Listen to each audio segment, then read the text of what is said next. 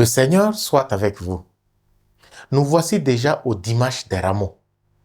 Quand on a vécu profondément le carême, la nostalgie de l'intime connexion avec Dieu nous fait dire ceci. C'est vite passé. Je souhaite qu'il en soit ainsi pour nous tous.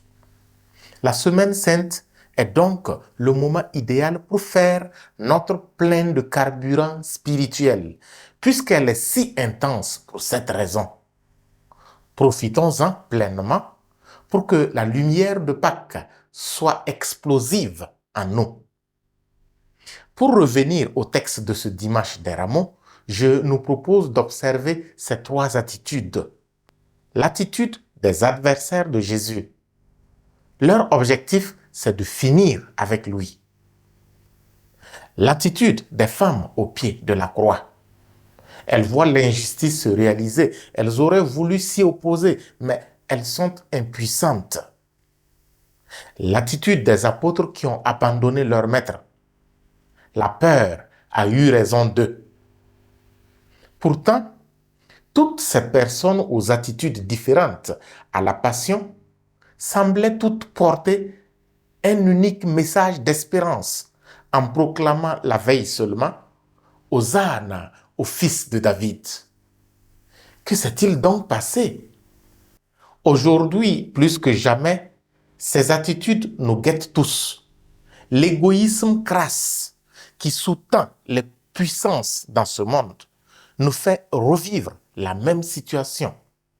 Face aux tyrans de ce monde, nous semblons tous d'accord contre l'injustice, comme la foule acclamant Jésus à l'entrée de Jérusalem. Mais quand ces tyrans parviennent à nous manipuler, notamment par la corruption et les divisions basées sur nos différences, ils parviennent, dans un premier temps, du dedans, à rallier un bon nombre à leur cause. Ces complices du dedans sont semblables aux adversaires de Jésus. Ils ont été corrompus et mettent en avant leurs gains individuels égoïstes. Ils se sont transformés en relais du dominateur, devenant ainsi ennemis de leur propre nation. Dans un second temps, il y a ceux qui, créant les tyrans, abdiquent et se terrent. Ceux qui peuvent lutter pour la justice, mais qui ne le font pas par peur. Ils sont similaires aux apôtres fuyards. Ils semblent être du côté de la justice, mais la conséquence de leur fuite les rend semblables aux adversaires de la justice. Enfin, il y a les impuissants, ceux qui voudraient s'opposer aux tyrans, mais qui n'en ont pas les moyens.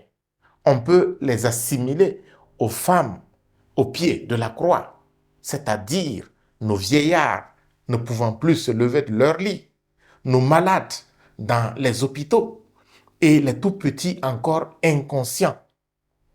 Évidemment, Jésus ne s'attendait pas à une défense car il était prêt pour s'offrir en sacrifice pour l'humanité.